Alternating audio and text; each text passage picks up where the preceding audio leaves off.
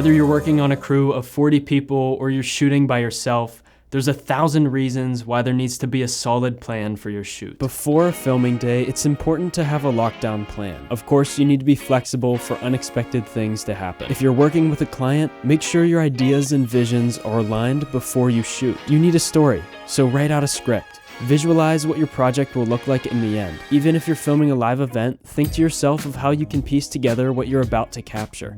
One other thing I like to do is look for music. If I find a track I like, sometimes it helps me come up with creative ideas for the project. Plan out your shots. This could look like making a shot list or a storyboard. Jot down your camera framing, camera movement, and lighting position. Estimate how long it will take to set up, shoot, and move to another shot. This will help with your schedule that you send out to everyone or that you just use yourself. Your editing will be faster and easier if you've planned out everything in your pre-production. You'll mostly know where all of your shots will go and when to cut. Another thing to note for your planning is, if you're seeing the location that you're filming at for the first time on your shoot day, chances are you won't be prepared with the right equipment. There might be a room with ugly, bright, fluorescent lights that you aren't able to turn off. If you don't know this ahead of time, you might not bring the right equipment to cover the lights. Or you might be shooting in a building that has large windows on the roof and the sun is just beaming through and you don't have enough powerful lights to light the subject. If you can't visit the location, at the very least, ask the client for images of what it looks like. If you know what you're walking into, the setup process will be a lot smoother and the final product will have a better outcome.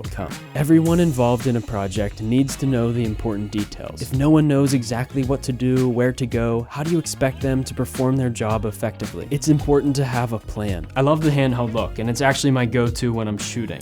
But there's a clear difference between handheld versus jittery, shaky footage. Handheld looks like this. Jittery, shaky footage looks like this.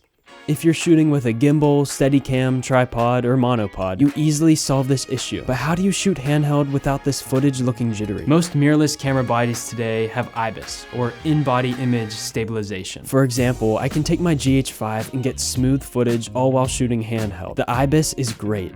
A lot of newer cameras like the FX3 have even better IBIS. But what about the cameras that don't have IBIS? In fact, most or all cinema cameras don't even have it. This is because IBIS doesn't allow the sensor to cool off, possibly creating unwanted noise in shots. This is why cinema cameras choose to not have it. So the issue with a camera not having IBIS is the weight. Let's take a look at a build-out Arri Alexa rig. Including the lens and everything else on the rig, builds like this can be at the minimum 25 pounds. But if you take my Blackmagic Pocket Cinema camera, it only weighs around 5 pounds, and that's with a lens. This is the footage I get from that. Now if I rig out my camera, this is the look I get from the heavier build.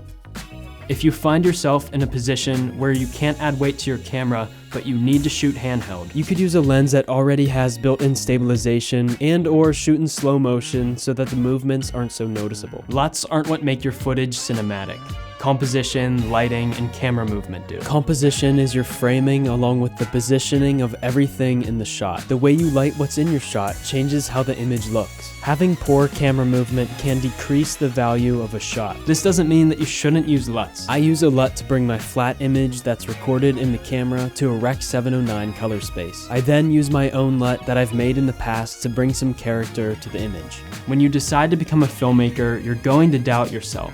And with that, you're going to stunt your growth. One of the doubts you might have is that you don't have the right gear to start. This is not true. If you have a phone, shoot with that. I'm not by any means arguing that an iPhone looks just as good as an Arri Alexa, but I am arguing that you need to start with what you have. Begin to learn lighting, storytelling, composition. Make something awesome with what you have available. You've been using your phone for about a year or so, saving up some extra cash, and now it's time to purchase some film equipment. I won't get into the specific gear that you should buy, but I'll give you this tip. Write down what gear you'll need, along with the total budget you have available from what you save. Let's say your budget is $1,500. Don't start by buying a camera that costs anywhere near that amount. If you do, you won't have any room to buy the lighting or audio equipment you need. Instead, take your budget and divide it up in sections based on the gear you need to buy. Of the $1,500, maybe you want to spend around 40% on a camera and lens, 10% on support, 15% on lighting, and 35% on audio. Of course, you might need some wiggle wiggle room in each of the categories, but if you do this, you'll have somewhere to start and you won't end up with the camera and no other gear. A great place to check for used gear is eBay or a group on Facebook. If you go the group route, be careful for people trying to scam you. If you filmed anything of value, you need to back up your footage. What you filmed should always be stored in at least 2 places until you've completed a project. If a drive fails, you won't lose all of your hard work. Use an SSD like this one to store your files and edit your project off of. It will be faster than using a standard hard drive, but use the hard drive to be the backup for your footage. Although they are slower compared to SSDs, 8 terabytes in a hard drive costs about the same as 2 terabytes in an SSD. If you have a laptop, take it to your next shoot. While you're on location, right before you pack up all of your gear, find a safe spot for your laptop and media cards. Take your SSD and transfer the footage right then and there. This way you'll go home knowing that the footage is safe, and then you can easily back up the footage from the SSD to the hard drive.